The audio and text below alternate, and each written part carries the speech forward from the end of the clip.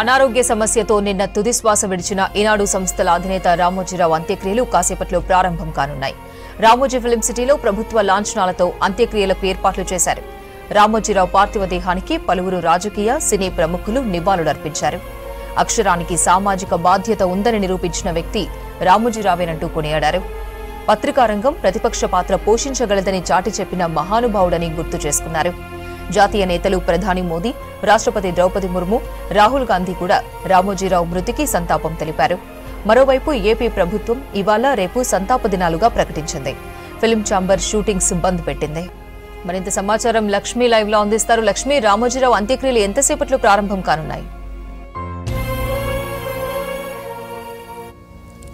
Right Aparna, మరి కాసేపట్లో Ramoji Rao film సిటీలో ఉన్న రామోజీ ఇంటి దగ్గర పార్థివ దేహాన్ని కదిలించే అవకాశం ఉంది. బేసిక్గా మనకు వచ్చిన ఇన్ఫర్మేషన్ ప్రకారం 9 నుంచి స్టార్ట్ అవుతుంది అన్నారు. బట్ ఇప్పుడు 9:15 అవుతున్నప్పటికీ కూడా ఎగ్జాక్ట్గా 10 o'clockకి స్టార్ట్ చేసే అవకాశాలు కనిపిస్తున్నాయి. ఇంటి దగ్గర నుంచి మనం ఇప్పుడున్న ప్లేస్ అయితే స్మృతివనం దగ్గర ఉన్నాము. ఈ స్మృతివనాన్ని తనకు తానుగా రామోజీని తను నిర్మించుకున్నారు 1.5 year బ్యాక్. బేసికల్లీ ఈ రామోజీ ఫిల్మ్ సిటీ ఏదైతే 2000 ఎకరాల్లో ఇక్కడ ఉన్న ప్రతి సెంటు కూడా ఆయనకు చాలా ప్రేమ ఉంటుంది. అందుకనే రాత్రి ఎక్కడైతే నిన్న సందర్శనార్థం డెడ్ బాడీ నుంచారో పార్థివ దేహాన్ని, అక్కడి నుంచి ఇంటికి తీసుకెళ్లేటప్పుడు అంటే రాత్రి 11:30కి మనవడు సుజిత్ యుఎస్ నుంచి రావడం జరిగింది.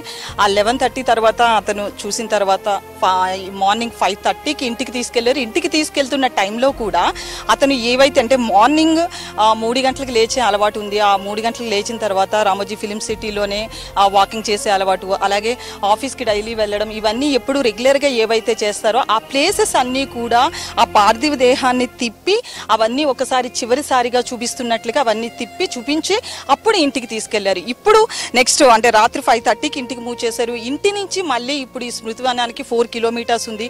సో ఆ ఇంటి నుంచి ఇప్పుడు స్మృతివనానికి తీసుకొచ్చాయి. ఈ 4 kilometersలో కూడా సేమ్ ఆఫీస్కి తీసుకెళ్ళి ఆఫీస్ మధ్యలోంచి ఇవన్నీ కూడా తిప్పి తీసుకురావాలి అని ఫ్యామిలీ మెంబర్స్ డిసైడ్ అయ్యారు. ఎందుకంటే ఇప్పుడు ఈ స్మృతివనం కూడా అతనికి ఇష్టమైన ప్లేస్లోనే నిర్మించుకున్నారు 1.5 year బ్యాక్.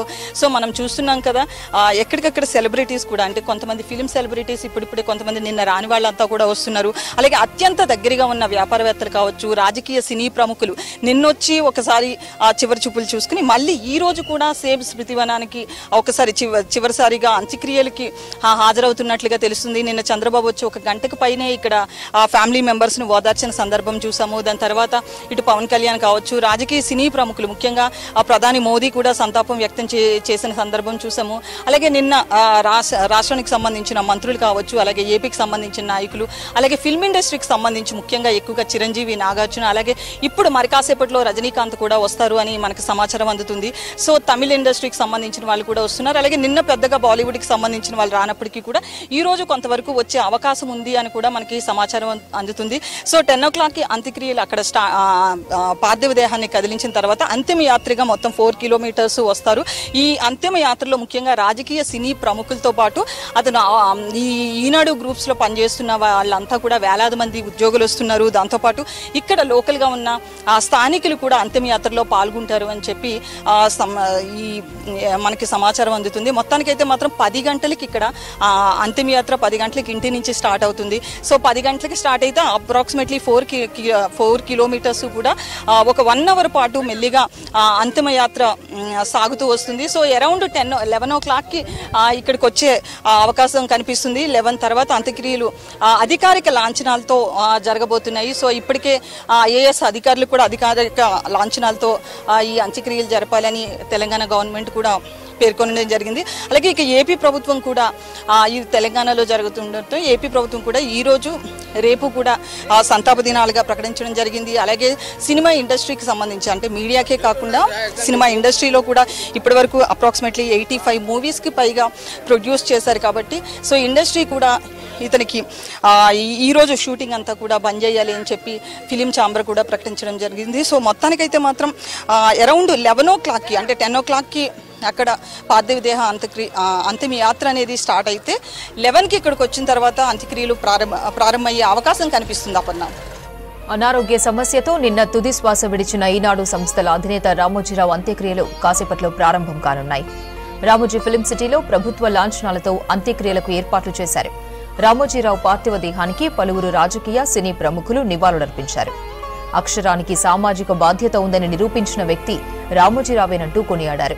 పత్రికా రంగం ప్రతిపక్ష పాత్ర పోషించగలదని చాటి చెప్పిన మహానుభావుడని గుర్తు చేసుకున్నారు. జాతీయ నేతలు ప్రధాని మోదీ, రాష్ట్రపతి ద్రౌపది ముర్ము, రాహుల్ గాంధీ కూడా రామోజీరావు మృతికి సంతాపం తెలిపారు. మరోవైపు ఏపీ ప్రభుత్వం ఇవాళ రేపు సంతాప దినాలుగా ప్రకటించింది. ఫిలిం ఛాంబర్ షూటింగ్స్ బంద్ పెట్టింది.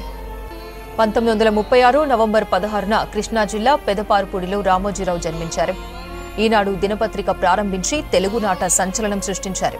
1974 ఆగస్టు 10న విశాఖ సాగర తీరంలో ఈనాడును ప్రారంభించారు. మీడియా సామ్రాజ్యాన్ని నిర్మించిన రామోజీరావు తెలుగు రాష్ట్రాలకు తలమానికంగా నిలిచే అద్భుతమైన ఫిలిం సిటీని నిర్మించారు. డైలీ పత్రికతో పాటు సినిమా వార్తల కోసం సితారా మ్యాగజైన్ మొదలుపెట్టారు రామోజీరావు. మార్గదర్శి చిట్స్, ప్రియా పచ్చళ్ళు, కలాంజలి, మయూరి ఫిలిమ్స్ ఇలా ప్రతి రంగంలో స్వయం కృషి, పట్టుదల, నిరంతర శ్రమ ఆయన్ను ఉన్నత స్థాయిలో నిలబెట్టాయి. లక్ష్య సాధన కోసం దశాబ్దాల పాటు నిర్విరామంగా శ్రమించారు రామోజీరావు.